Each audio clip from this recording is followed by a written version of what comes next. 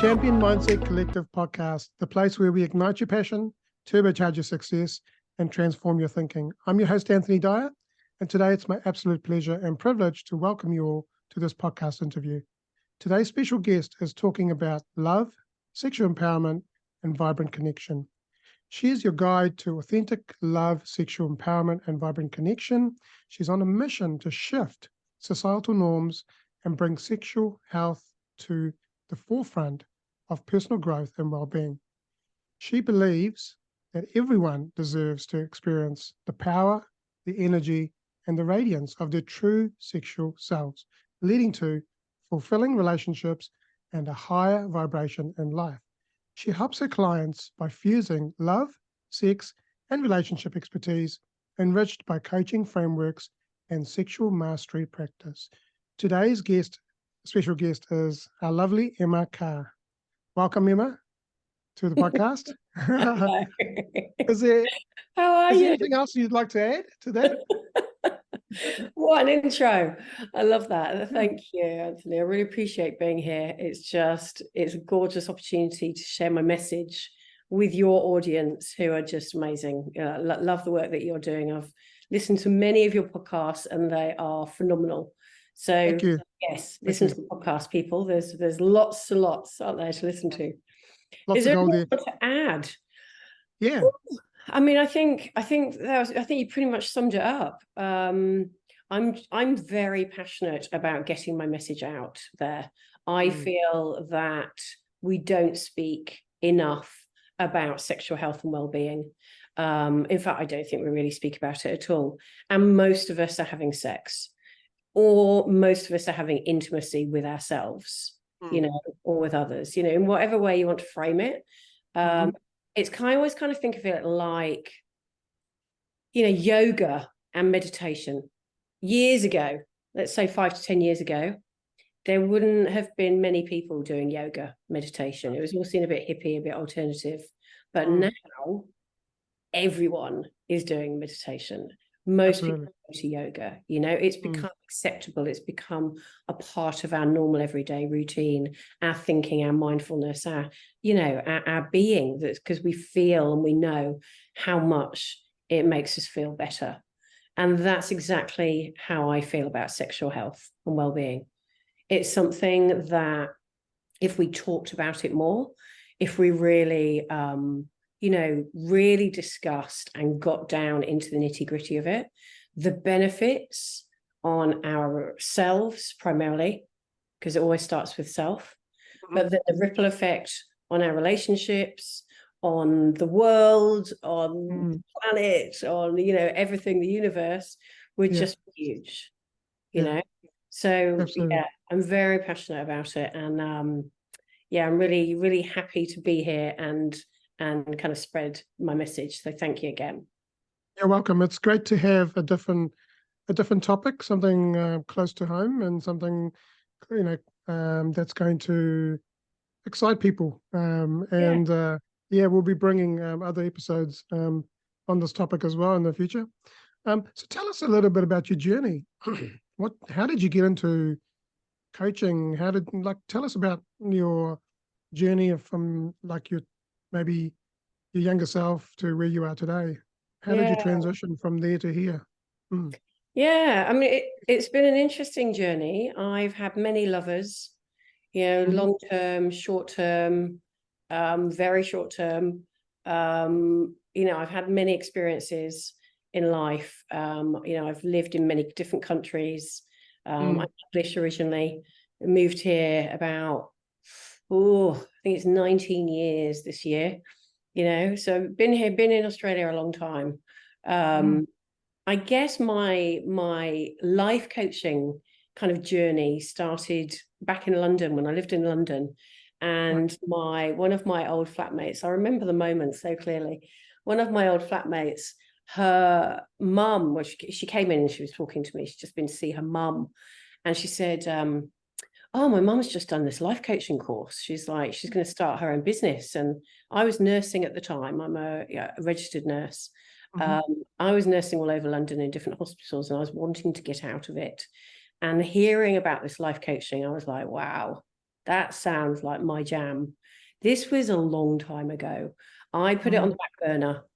I was like, okay, that's something I'll do in my life, down the road a little bit.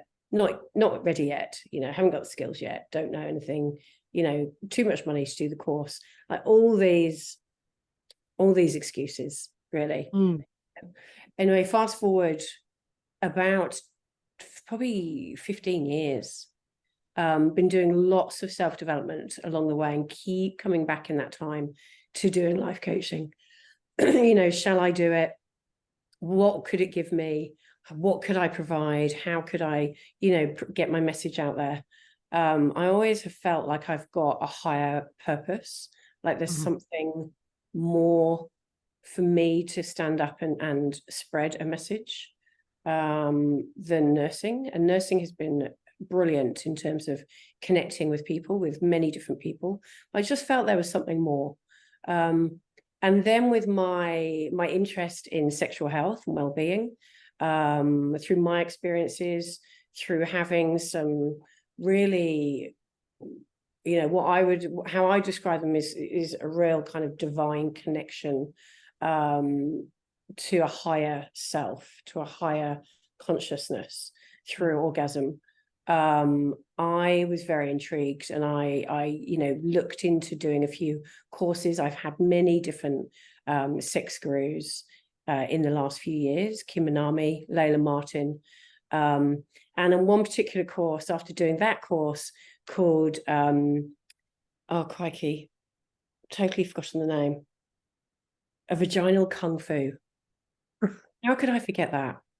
It's an interesting name for You know what? I was thinking about ping pongs, and I was like, ping pongs, vaginal kung fu. Wow. It was an amazing course. Yeah, do check it out, people. If vaginal kung fu, Kim Anami. After that course, I was like, right, this is it. This is my power. I'm in my power, I'm in my sexual being. I just need to get out there and start doing life coaching. And so then I joined the International Coaching Institute back at the beginning of 2022. And dived in and have done lots of study, lots of learning, because of course we have to look within first, before we can coach other people. I've got about 90 hours of coaching under my belt now. I feel really, really proud of where I've been and some of the changes that I've been able to support the women that I coach, and men. I have actually coached a lot of men as well, but mainly it does seem to be women that come to me, which, we're going to try and change that. We're going to try and change that. But I think women are the first ones, feeling a bit more open to talk about it. And then hopefully, as my message and as, the goddesses around me and their messages get stronger, hopefully the men will step forward as well for support. Yeah, I mean, I'd like to call you out here because I've had some coaching sessions with you, and you have, for me, they've been transformational in terms of some of my trauma from the childhood, and some of it relating to sort of sexual abuse and stuff like that as well. So, it's been amazing. Yeah. So, thank you for adding that. Appreciate it. Yeah, no, absolutely. The experience has been, honestly, it's been amazing. It's been, as I said, transformational. It's moved me the other way on the dial type thing, And it's such an honor to spend time with you as well. Like, you always bring your big game and, are so open. I think that's the beautiful thing as a coach, when you coach somebody who is just like, right, let's do it. Let's make some changes. They're ready. They're like fully in, leaning in. And then it's really, it's really up to me. And the bit that I love most, I think, about coaching is being able to provide that safe space, so that people can really feel like they can fully lean in and fully share and divulge and, untie and unwrap and really get down into the nitty-gritty of what they need to do in order to have those transformational changes. Because otherwise, really, it's just a bit of a chat, Absolutely. Yeah, absolutely. Yeah. Thanks. Yeah. So, like, what was life like growing up for you?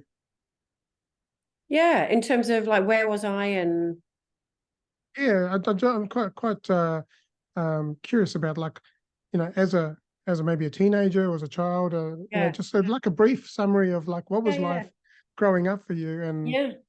you know, we talked about like you transitioning from nursing into coaching, but let's take a little bit of a peek into your past as to, Yeah, yeah. in your childhood, like what was that like? I was a cheeky lass. Yeah, very cheeky. I think I generally had a few admirers on the go. Mm, We used to play kiss chase. I actually broke my arm once playing kiss chase in the playground. Yeah, broke my wrist. Um, we used to do lots. dangerous. We used to do lots of kiss chase. It was Yeah. great. I used to love it. Bulldog, all those funny games, chain tig. But yeah, I used to hang out a lot actually in big groups of like, boys and girls. We'd go down the recreation park and we'd sit there and we'd chew the fat of life and be playing some music. And as we got older, there was probably there was alcohol and smoking involved as well. But certainly I was very sociable, very into exploring life. I think that's been the key thing with me always. I've always had a real curiosity as to what's out there, Mm. So from a very young age, when I was 18, 19, I applied to go through a GAP organization to travel overseas and work overseas voluntary for 7 months Mm. with an organization called GAP in the Mm. UK. And I had to go through a whole interview process and ended up getting a position in Mexico. So I moved to Mexico when I was 19 and lived there for 7 months, worked in an Wow. orphanage for 4 months, and then worked in a centre for mentally handicapped for a month, and then travelled with these two huge goddesses, 6'2" and 6 foot, around Belize and Guatemala and Mexico, and that certainly taught the three of us a few things because Mexican men are generally quite short. I'm kind of seen as fairly tall-ish, and then I had Mm. like 6 foot and 6'2" Wow. blonde goddesses with me. We hitchhiked the whole trip. Mm. So many stories. I could write a book on just that 7 months of my life. You should write a book about it. Yeah, absolutely. Your escapades Yeah. of what went on in Mexico. Oh, there's all kinds of things. All kinds of things. Yeah, we had lots of fun. Lots of fun, but with a very serious, edge to it, because working in the orphanage was certainly, heartbreaking in so many ways. There's these gorgeous little kids who, Mm. some of them were abandoned, really, are kind of days old, hours old at the hospital just Mm. across the road, and then they'd be brought over to us. So it was a big life-changing experience going to Mexico at that age. It was fundamental, really, I would say, Mm. to who I am now today, in Yeah. terms of my compassion, my empathy, my curiosity, and and my playfulness, really. Like we did hanging out with kids. You do play a lot, Mm. you are silly, you do bring out your silly self. So I love being a bit silly and making fun of things. Oh yeah, what did I do after that? I continued to just travel the world. So like I worked in Ibiza as a PR dancer in a nightclub. Honestly, there's so Yeah, a many woman of many talents. so many jobs there. Yeah, I've had quite a colourful life, let's say, colourful, vibrant life. Yeah, I've lived Yeah. in Greece, nursed in Greece, nursed lots of different countries. Yeah, it's been great. And then decided to come here, like I said, 2005. The sun just lured me in. Having had a So winter. what brought you to Australia? Well, that's it. The sun. It was literally Son. the sun. Yeah. Yeah.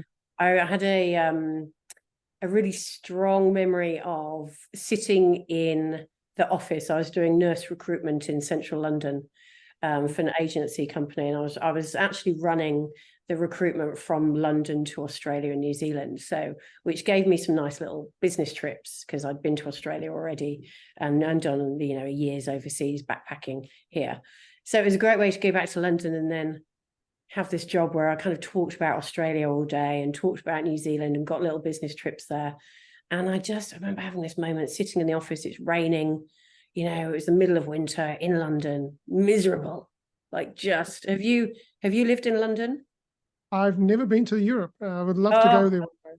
well, don't go to London in the winter. Like, oh my God, it's just, I mean, England full stop. It's just horrendous. It is very grey. And I love my country. Like, I love it.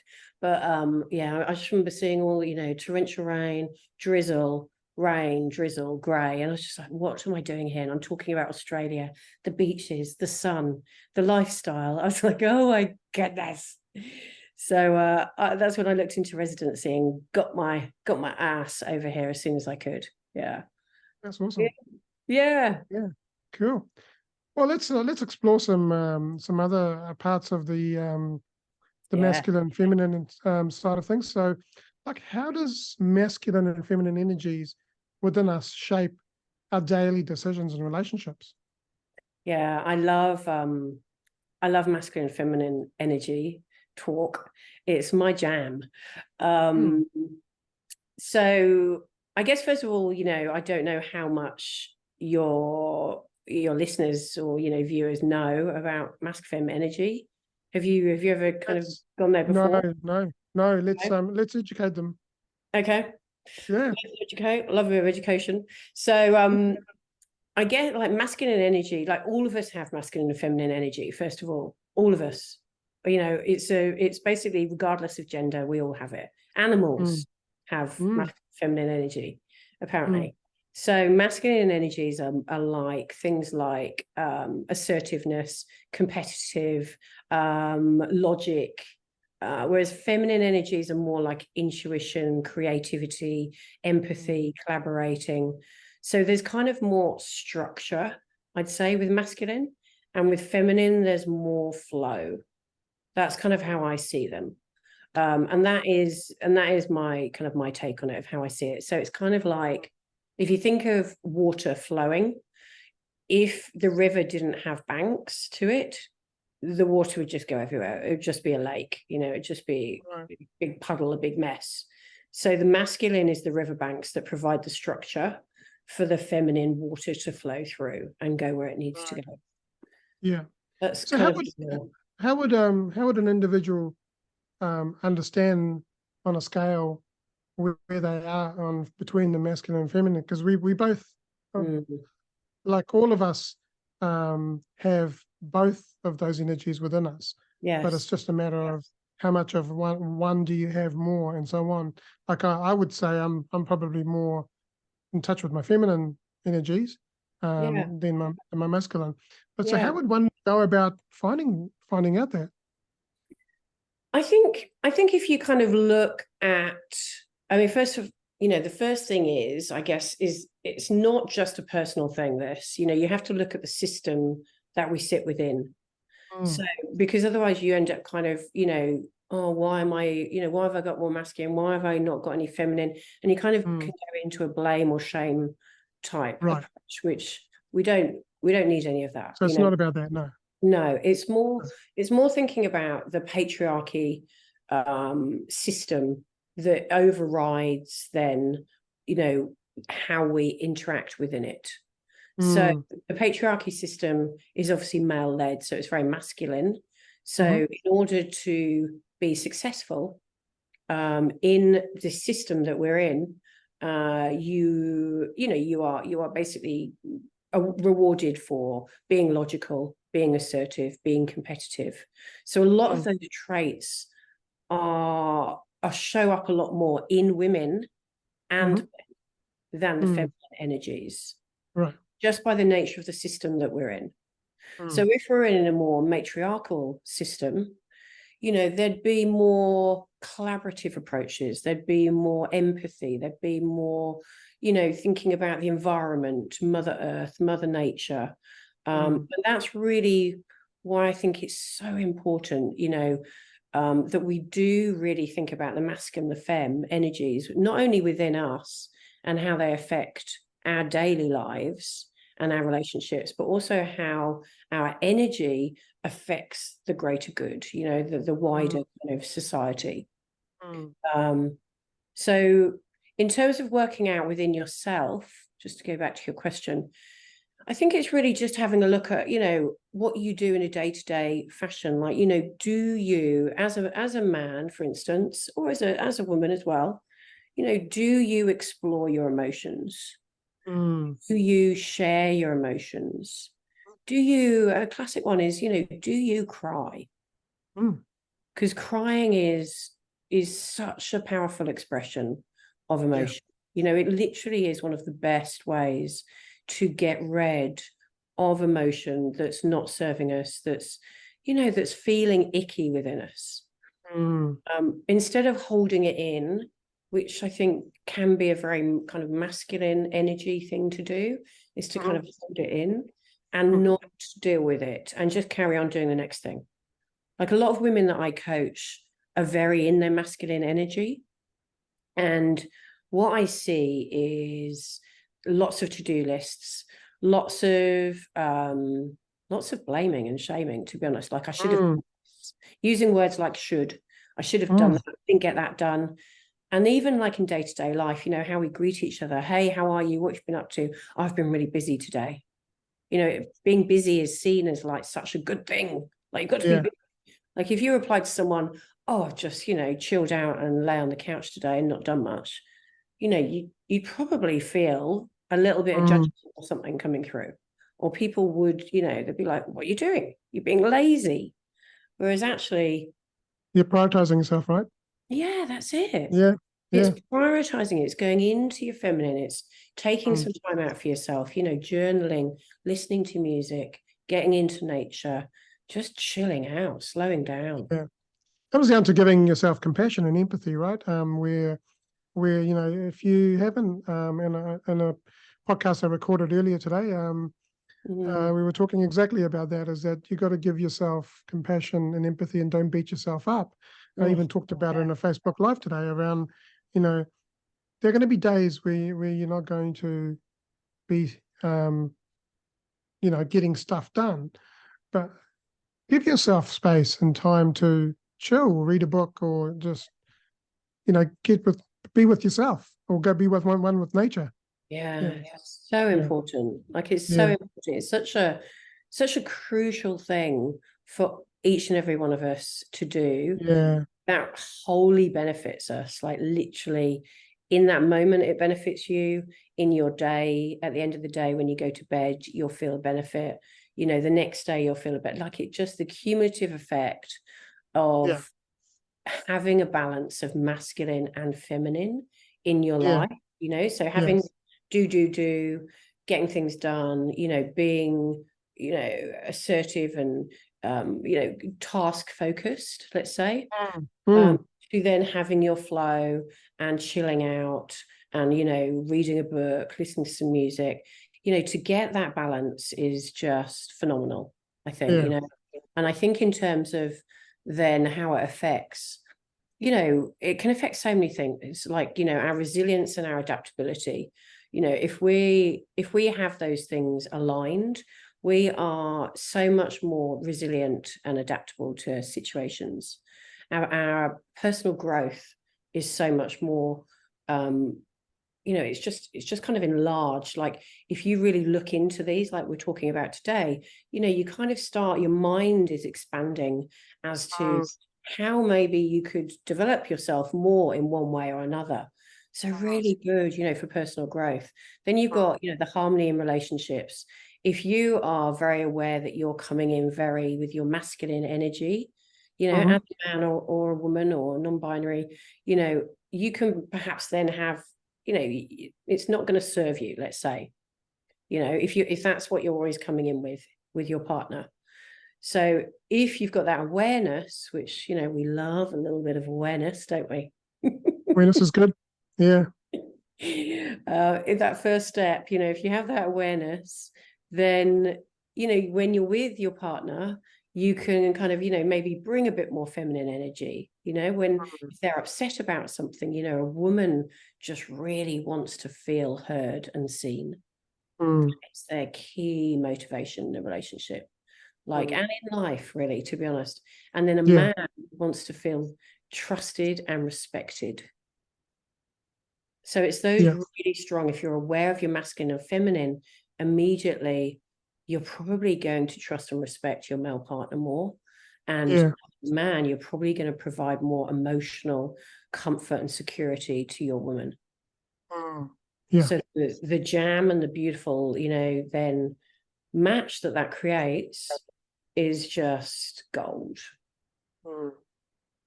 Awesome. Thank you. Thank you so much for explaining that and sharing that. It's made a lot of sense. Yeah. I'm sure the listeners and the viewers have got some insights out of that. But just very quickly, and this may not be your area of expertise, but languages have a masculine and feminine side of it. What are your thoughts on that? Languages as in the Like word you choose to use? Yeah, well, like, the Spanish language or the Latin American language has, when they speak, they have the male and the female kind of. Have you ever like linked it into that? Yeah, that's interesting because, hablo español. Yo fui a México, pues hablo español. No mucho bueno, un poquito. Poquito, poquito. It's interesting you say that. I haven't really thought about that. I know that certainly it's probably tied up, and it's probably tied up in in the patriarchy system, I would imagine.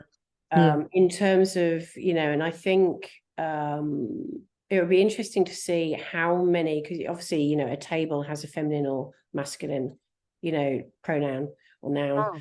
A chair, like everything is la or le, isn't it? In French as well. So it's really the Latin languages. It'd be interesting to know how many are maybe masculine and how many are feminine. Well, maybe it's something to talk about in a future episode. Explore that a bit more. I mean, certainly languages. When you said languages, I immediately jumped to kind of the language we choose to use in terms of the words, which, I'd love to talk to you more about that. But just one little thing that I would love to add to that, if I can. The words that we use, like guys. I see so many times a woman walks into a room of girls or women and says, "Hey, guys." Now, I'm always very curious about that. I'm always very like, would a man or would a woman walk into a room or a man walk into a room and go, "Hey, girls, hey, gals." You just wouldn't ever say it. So I think that, but I think we're probably going to talk about this a little bit more going forward. Yeah. Well, we'll bring you back for another some more episodes of doing. Look, we're digging a bit deeper. This is kind of like a teaser. Teaser. I love that. Love it. There's nothing wrong with a bit of teasing, right? No, love teasing. Teasing is all good. Yeah. So my next question is around her story and the patriarchal system. In what ways can understanding her story and acknowledging the limitations of the patriarchal system help men and women embrace their more collaborative energy? Because as you mentioned before, collaboration is more of a feminine energy, which I possess quite a bit because I'm a massive collaborator. So tell me more about that. Yeah, right. I love that question. Crikey, there's a lot of depth there, isn't there?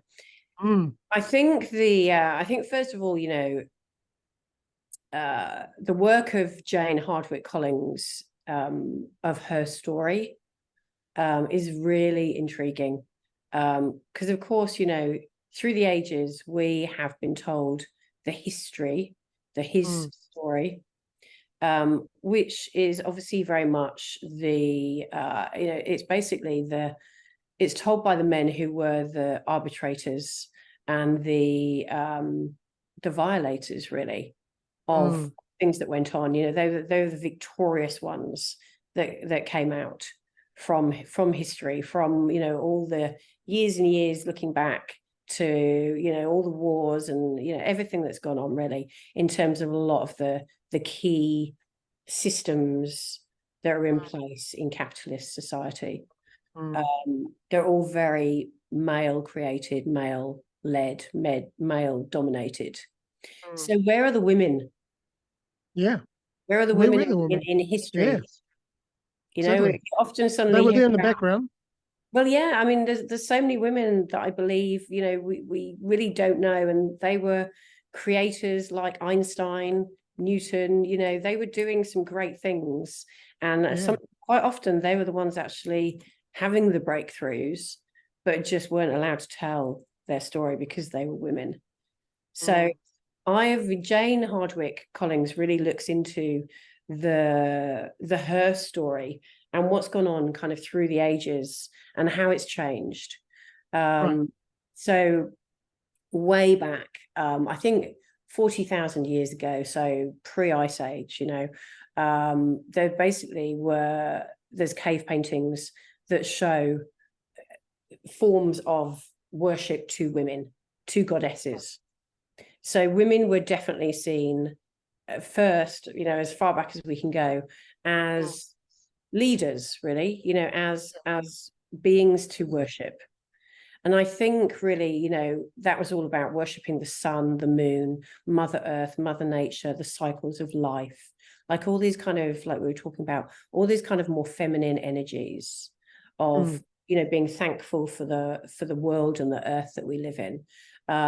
You know, there's things like Shakti and Tara. There's many different, you know, female goddesses in from different parts all over the world. Absolutely. Yeah. There was actually, you know, and in that time, just to kind of bring in the sexual energy, you know, sexual energy was very much worshipped and seen as this beautiful, potent kind of being and possibility and a healing. So many healing kind of properties to it that people really saw it as a really high, you know, energetic vibration to get into your sexual being. So it's now interesting, you know, that so much has changed through the ages. I think really, you know, women used to own all the land and they used to hand it down to their daughters. You know, that's how land ownership first started. Oh, wow. Which, yeah, so it was all very matrilineal, you know, in a matrilineal society. And matrimony actually originally meant to the inheritance of land from mother to daughter. And then because of that, men could see that the only way that they could, you know, obviously get some power and get some land and get some, you know, I mean, in those days it would have been farming, you know, farming land really, was to marry women. Yeah. And so that's where matrimony became the bonding of man and woman, so that then when the man was married to the woman, he then had ownership of the land. Right. Otherwise, it was just owned by women. So, yeah, very interesting. And then you go on, like you know, more in the UK, apparently this went on until about the 9th century. And then I think around, you know, the Bronze Age and Iron Ages, there was waves of, you know, tribes that came from Europe. And that's really when the big changes happened. Right. Because they were warriors, you know, they were big warriors, you know, they had weapons basically that could hurt. And so that's when really the power struggle between men and women started to change, you know, and it became a very different dynamic. Fast forward, we're jumping many centuries here. Religion, beautiful religion. And, you know, it certainly has served many people, but certainly historically for women, it has not done us justice. It has, you know, brought about huge amounts of shame in terms of our bodies, in terms of how we see ourselves, in terms of the respect within society and how we're worshipped or not allowed to be worshipped. It's all very male. Even in the Catholic Church now, women are not allowed, to be ordained. They're not allowed to, to lead in the church. Wow. So it's continued and continued through time. I think really the Inquisition in the 12th, 17th century, that was when it all became, by the Roman Catholic Church. That's when it became very strict. And that's when the witch burning went on, so witches who were basically very experienced female healers who had lots of knowledge passed down through generations and generations of healing and knowing about how to live, and the empathy and the being and the collaboration that they'd done. They were seen as they were seen as enemies. They were seen as a risk. They were seen as questioning. They were not wanted by the Catholic Church. And that's when the burning at stakes of women happened, which is just horrendous. And I think each woman does carry some trauma from that in our DNA, because we do have generational trauma. And certainly I send love to all women out there for that, and anyone that is experiencing trauma. So in this modern day world, we were talking about masculine, feminine, and her story and the patriarchal system. So in this modern day world, with women being more sort of taking the lead in business and so on, how do you think that's affected both men and women? I think in a patriarchy society, it's like I said, in order to be seen as successful, particularly in capitalism, in business, a lot of women would have to step into their more masculine energies. So they would have to forego their femininity in order to actually get a step up the ladder and to be deemed as successful, which I think is a real shame. I think it is changing. And I think it will continue to change, where, companies do see that collaborating and empathy and emotional intelligence, are all really strong, important things to have as part of their company cultures. Yeah. And so as women step into more of a masculine role, that's not necessarily what they want in their personal life.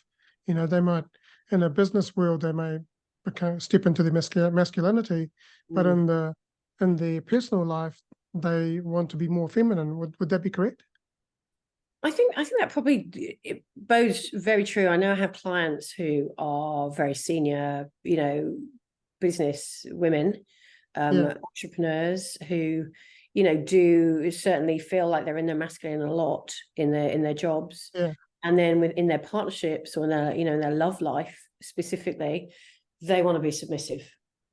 Yeah. Like they just want to be submissive. They don't want to be, they're possibly organizing a lot in the house, because not only are a lot of women working, in jobs, but they're still doing everything in the house or doing the majority of tasks. They're still doing a lot of organizing. They're still doing the majority of childcare.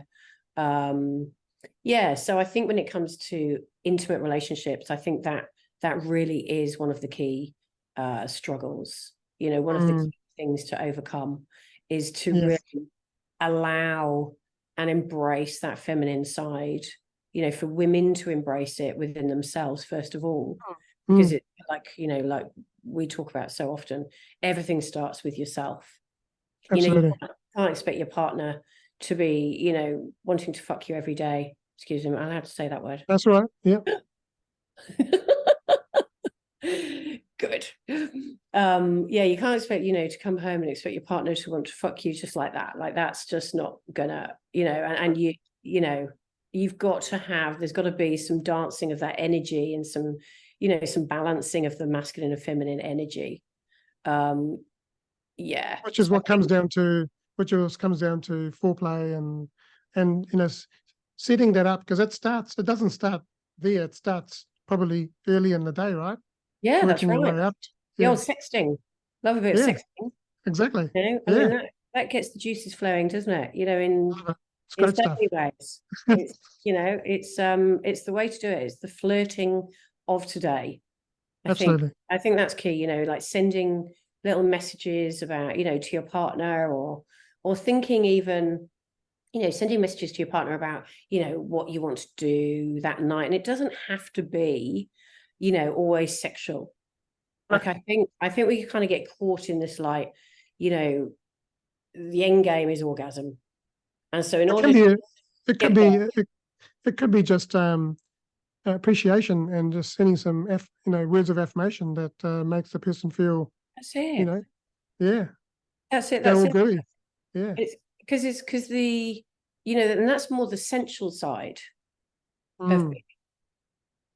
So So let's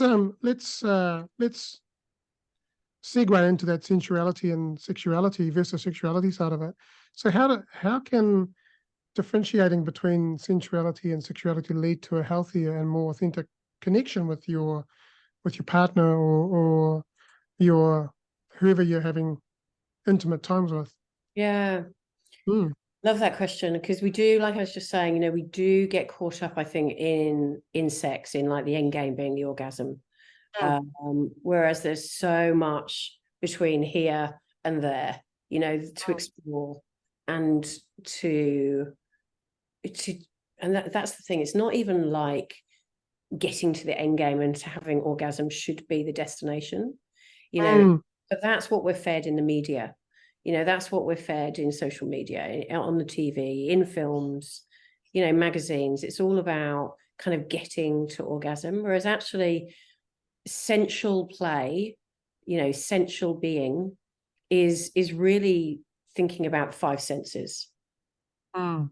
That's what kind of sensual being is. So really, like you said, sending affirmations, that would make the person feel really nice reading that, so we could talk. So the let's do the five senses, because I think I know I forget them. So sight, hearing, Mm-hmm.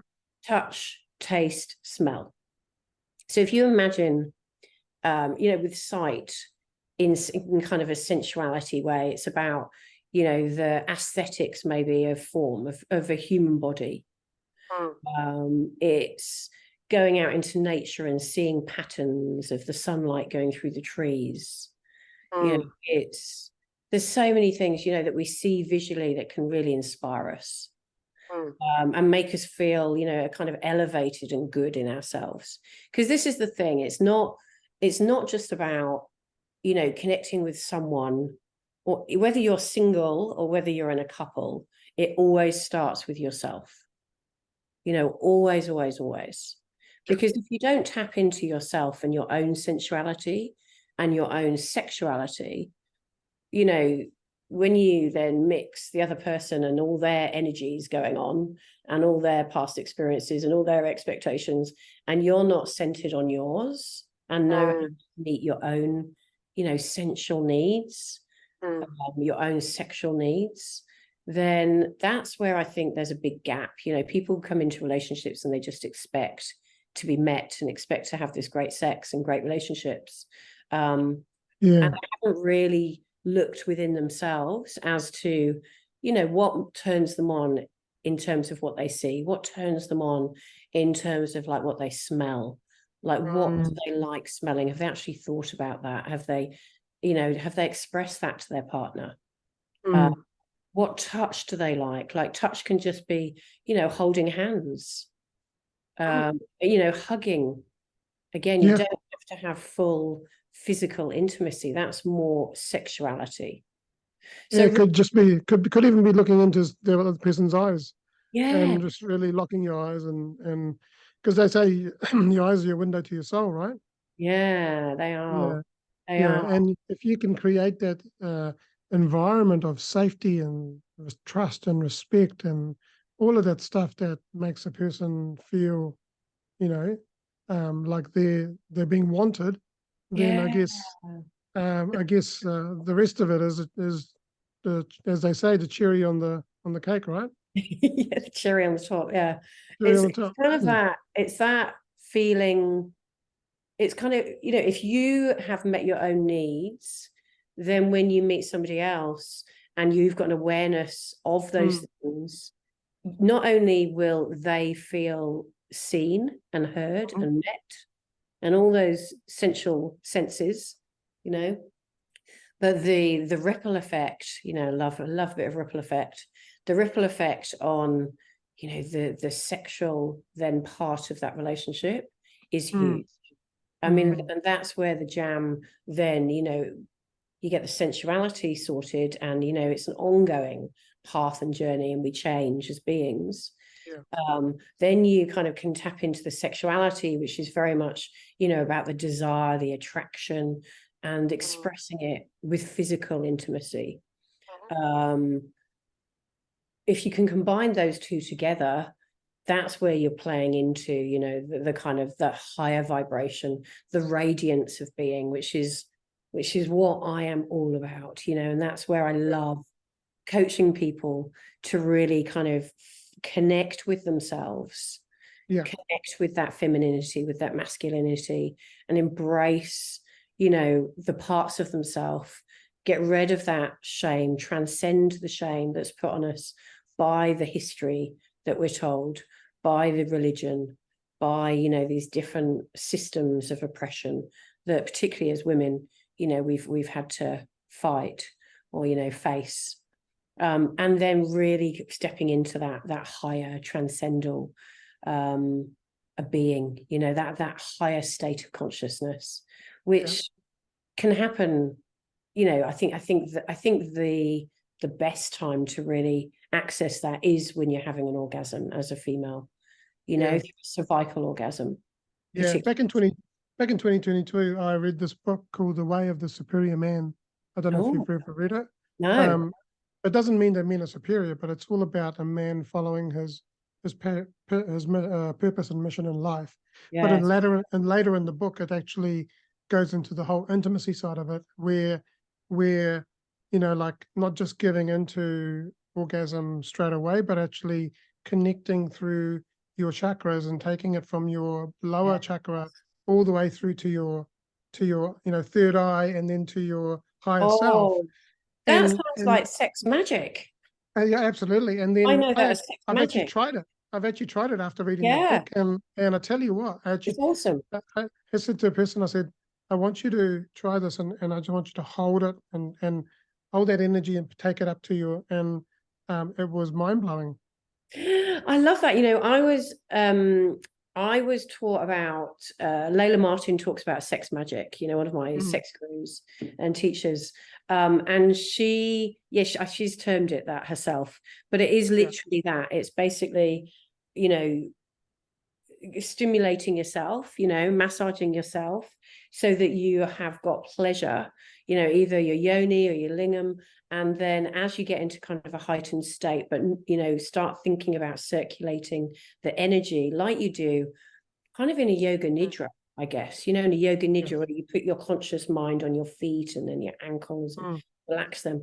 This is kind of like thinking about that energy and going through the 7 chakras and yeah, then releasing it up to as your you higher self. Yeah, orgasm or even as yeah, you're at a heightened pleasure state up yeah. into the universe. If you haven't Love read the it. book, David Dieter is the author, David and the D. book is called The Way of the Superior Man.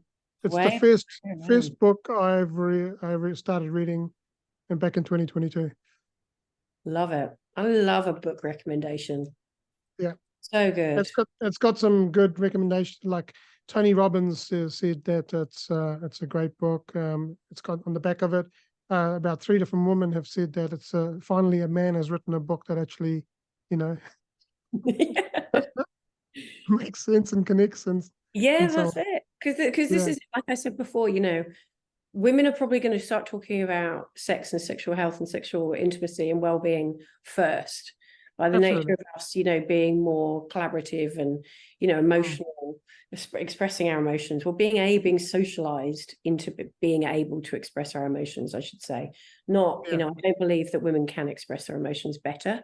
I believe Mm, men can express them in exactly the same way. It's just that we're socialized into being able to do it more openly.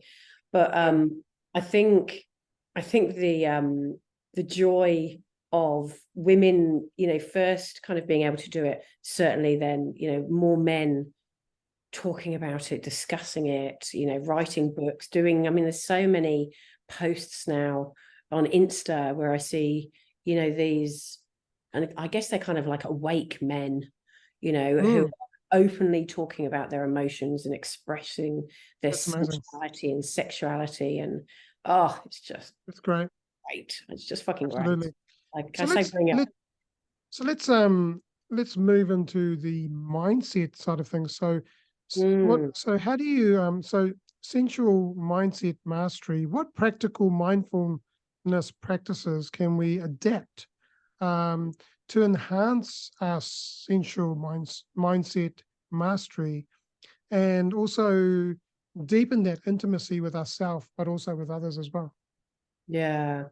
So I think we kind of touched on it there, just with the sex magic, or whatever your guy calls it. I did breath work. Yeah. It's basically a type of breath work. That's how I see it. It's kind of meditation and breath work coming together, which is just beautiful. So I think sex magic is really, I think that's a really potent one. I think certainly, like if you're in a couple, you're in a relationship or with lovers, I think a really good one is if you sit in what's called the yab yum position. Do you know that?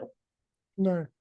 So so would it be like tantra and things like that actually? Yeah. So these are tantric. Yeah. So sex magic is it's a tantric practice. It originates from very much tantric practices, in the East. And then I can't remember the lady's name, but she kind of brought them from the East, many, many years ago, and has kind of westernized them a little bit to kind of tie them with, with our world and the way that we live a bit more. But yeah, the yab yum is a beautiful position to sit in, even if you're not doing sex magic, as I'm going to call it from now on, where the man sits cross-legged, on the bed, on the floor, on, doona, whatever. And then the woman sits on top with her legs kind of wrapped around his back and wrapped around the back of his back. So she's kind of sitting on top of him and they're really close together.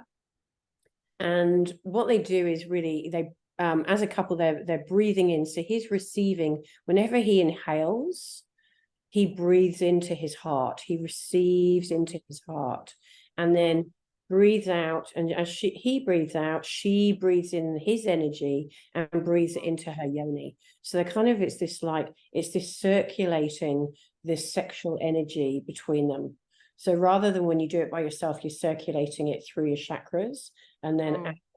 This is more circulating in the position of you sitting on top of each other like this, and circulating it through your breath. And then as it gets heightened and heightened, you can then either release it or you can just stop. But, you can do it in the middle of perhaps having sex, like stop before reaching orgasm and do some yab yum sex magic stuff, which, I love all these ones, like yab yum, love it. What great word, yab yum. sounds like one of the yummy sauce or something like that from the Japanese. I think of like Yogi Bear or something. Yogi Bear. Yibba yibba you. Other mindful practices, I love, you mentioned it earlier actually, eye gazing is one of my favorite things. Like again, you could sit in the yab yum, and because then you're really close, and you can do this. You can do this with friends. You can do this with, sons, daughters. Like I think really having that moment of connectedness is so enlightening and energizing and empowering for your connection, that the two of you together. It's just beautiful. I remember once back in 2006, I have this vivid memory of this person that I was with, and our heads were touching each other and our eyes were looking into each other's eyes, and the connection was it was amazing. Like we weren't really touching or anything. It was just our heads and our eyes were locked, and the connection that we had through our mind and our eyes was amazing. Yeah, it kind of feels unworldly, doesn't it? I mean that's how that's how I kind of like to explain, getting into your sexual radiance. It's that feeling of like, you just feel like afterwards you can walk on air, anything's possible. You've got a smile on your face, you're kind of maybe replaying things in your mind about, things that you've done, connections you've had, physical kind of touching. And, it's that elevated vibration of being that we all deserve. Yeah. And is all, within reach for each and every one of us. It's just we've kind of forgotten it, or we just get little sparks of it maybe once a week when we have sex, or twice a week, or once a year, or however, never, That's not enough. No. The more you have, the more you want.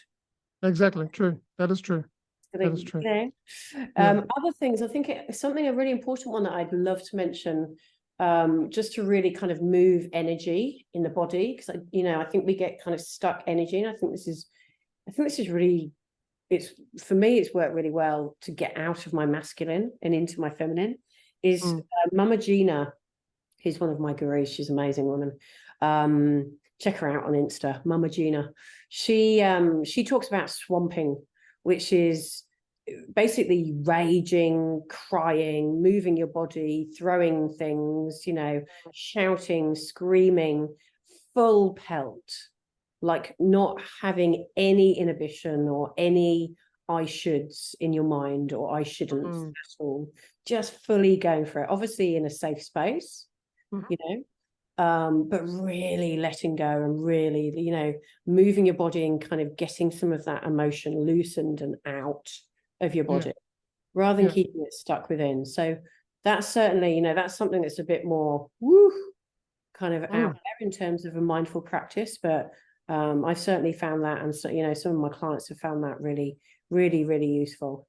I think also just going back to those more simple things, just being really mindful when we eat, how it feels in your mouth, when you're chewing, like how the earth feels when you go for your walk, as you're walking, trying to take your shoes off and walk barefoot. It's all about being in the present moment, right? And really, really appreciating what's there. I was talking about this on a podcast this morning, where like we're in four walls, but we're not actually listening to ourselves. We're not listening to what's happening in our bodies. We're not listening to our breath. How often do we actually listen to how we are breathing? Just take it for granted. And getting out and being one with nature, and listening to the birds, listening to the insects, listening to the sounds that we don't listen to. And I was talking about this where, if you take an audio track of a song that's been recorded, and it's raw format, you can hear all the little percussions, everything, right? But as soon as you compress it down to an MP3, you can't hear that stuff anymore. And it's almost like we're living in a compressed world. I love that. And we need to decompress ourselves. Oh, I love that. I love that. Oh, that's really hit me. That's really hit me strong. I love that. I'm gonna use that, because that's the thing you do. Like, there are so many beautiful parts to music, aren't there? To hearing a song, that's so true. That's how we live. It's how we can live our lives. And I remember an ex-girlfriend. She said, I had taken an MP3 and I expanded it to and uncompressed it. And she said, "What's that sound?" I said, "That's the percussion." She says, "I've never heard that ever." I'm like, "It's because you've been listening to MP3s all this time." I said, "This is in its raw format." I love that. So if we do that with our minds and our bodies, and we uncompress who we are, and we become one with nature. My father always said to me, "Son, whenever you're stressed or so on, go to nature, become one with nature." And I've always done that. So powerful, isn't it? I know it's the thing that, if I start my day with a walk, wherever I go, it doesn't matter.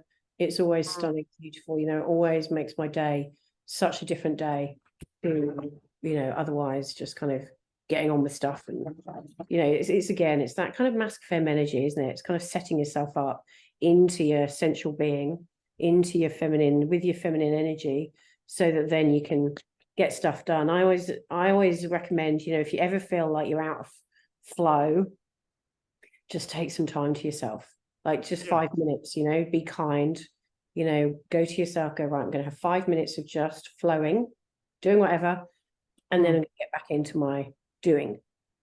Absolutely.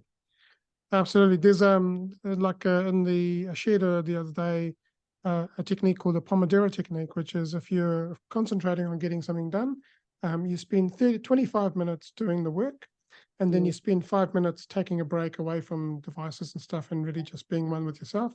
And then you do another 25 minutes, and that doing that makes you really productive, and you can get stuff done, get shit done. Love that. Get shit done. I mean, that's it.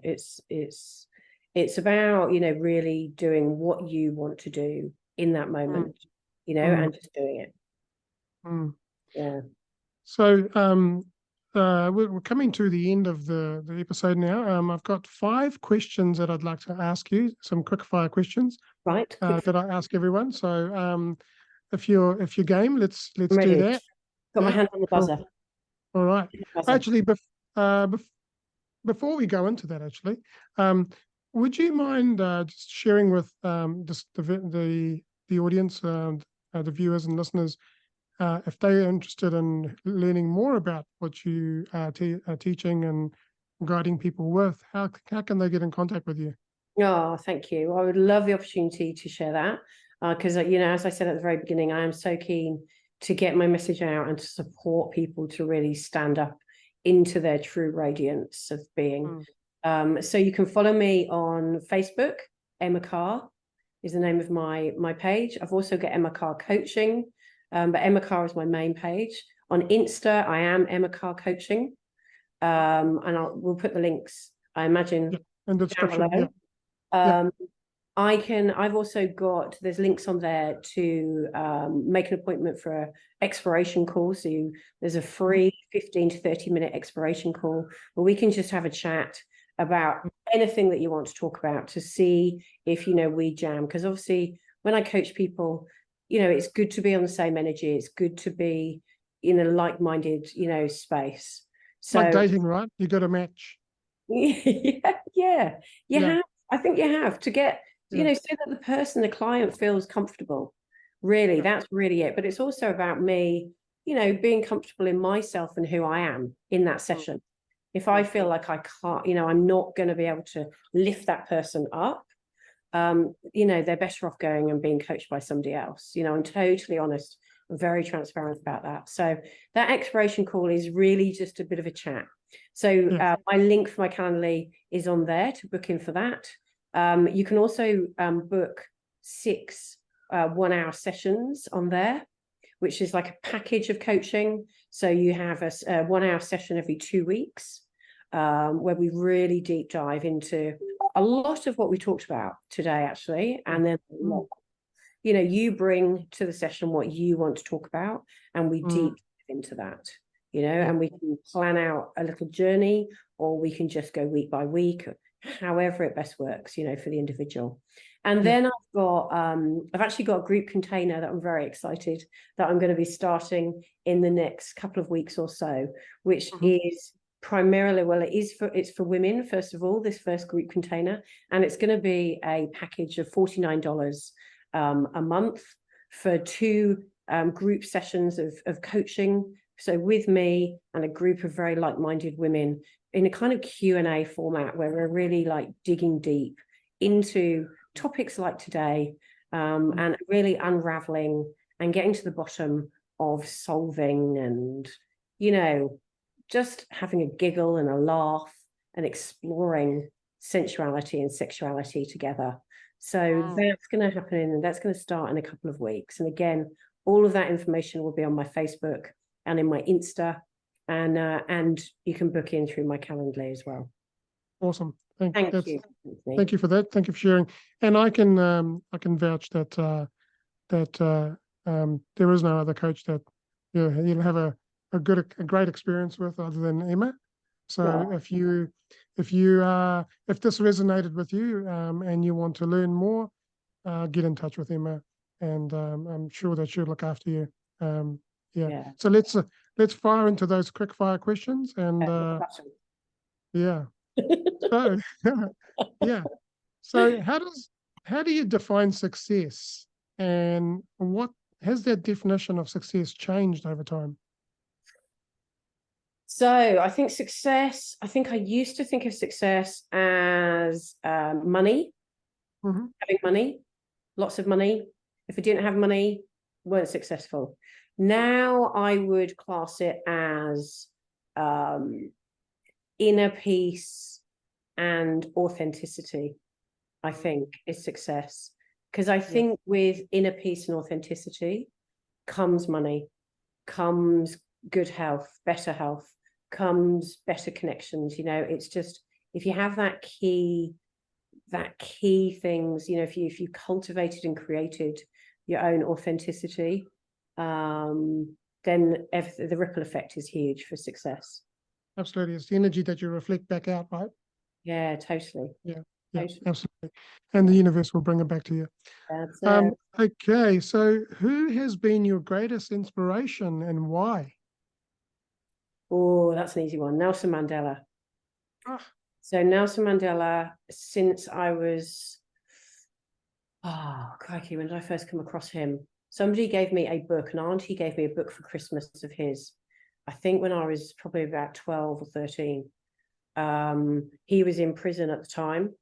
And I went to free Nelson Mandela tribute concert, Wembley Arena, to fight for his freedom. And then when he got released from years and years and years of going through the physical and mental brutality that he went through, and the way that he came out, so authentic, so real, so true, so loving, so compassionate, even to the prison guards, and to the system. Again, like I said before, I think that empathy and that authenticity, when you have those, the knock-on effect, the ripple effect is huge. He absolutely. ends up leading the country as probably one of the Mm. most compassionate leaders of our time, globally. Amazing, amazing, amazing human being. Amazing, yeah. Yeah, awesome. Thank you for sharing that. Mm. Okay, so what is something that you believe in that others may disagree with? Ah. I think I think the need to talk openly about sexual health and well-being. Mm. I think that's an easy one that just springs to mind. We've talked Yeah, about it a lot today. yeah. Yeah, I think It's for a lot of people, it's taboo, right? It's like they don't talk about. so much taboo, so much Yeah. taboo. We touched a little bit on it today, because of religion, because of systems of oppression in place, because of family tribal cycles, what we're told by our parents, what we should and shouldn't do, or perhaps they didn't have the words to educate us. They didn't know themselves. There's so many reasons, but yeah, it's a huge taboo. And so I think breaking those chains of shame that are connected to it being taboo and speaking about it openly, something that, yeah, I hugely agree with, but I think a lot of people would probably disagree with me. Yeah. Yeah, cool. Thank you for that. All right, two more. If you could Oh. go back to your younger self, what would be one piece of advice that you would give your younger self?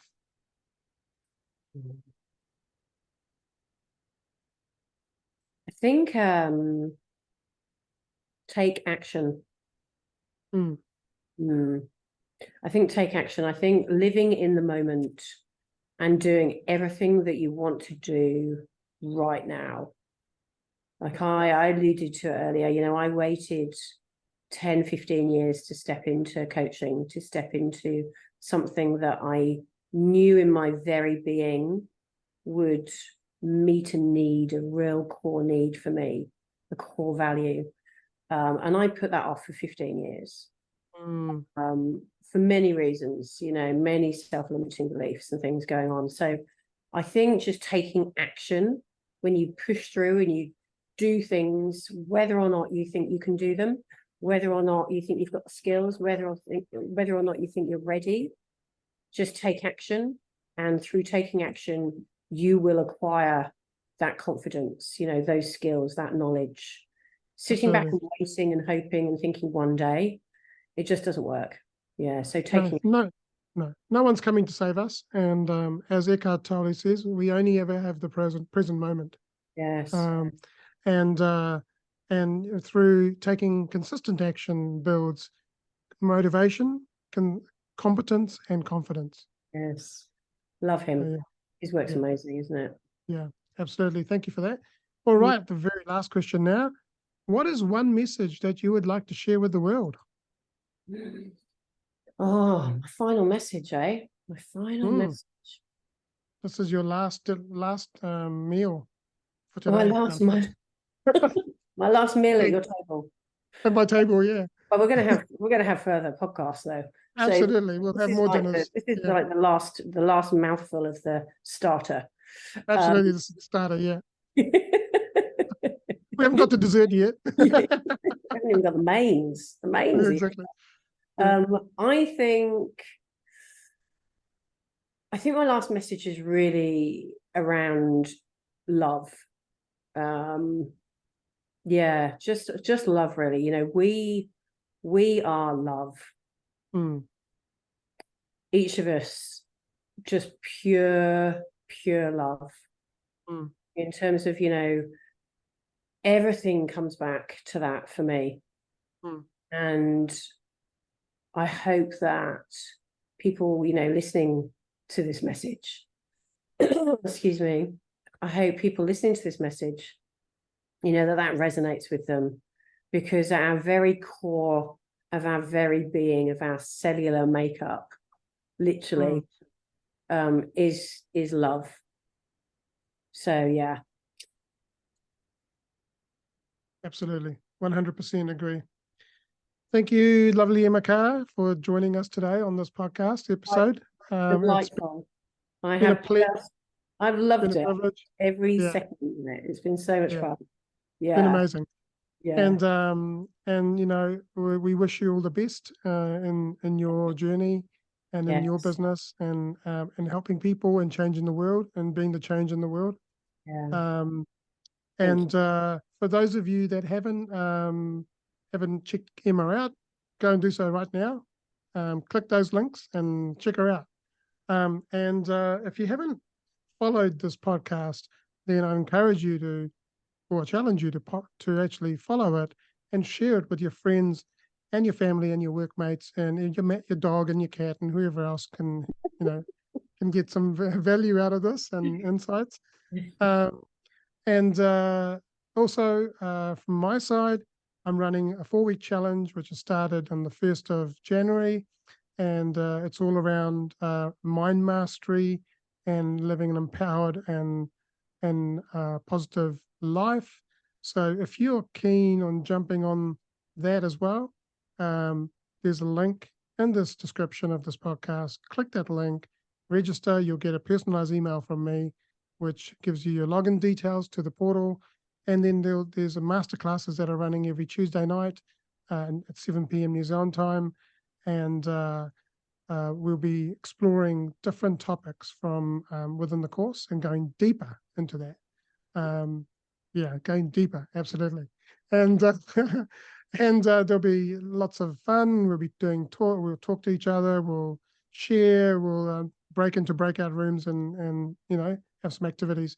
So if you are keen to jump onto that, click the link. Sounds awesome. Yeah, thank you.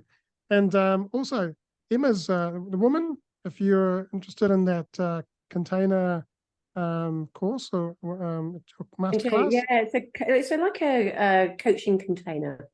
Coaching container, yeah. Yeah, monthly coaching container. Yeah, you've given me some inspiration. I might do something like that myself.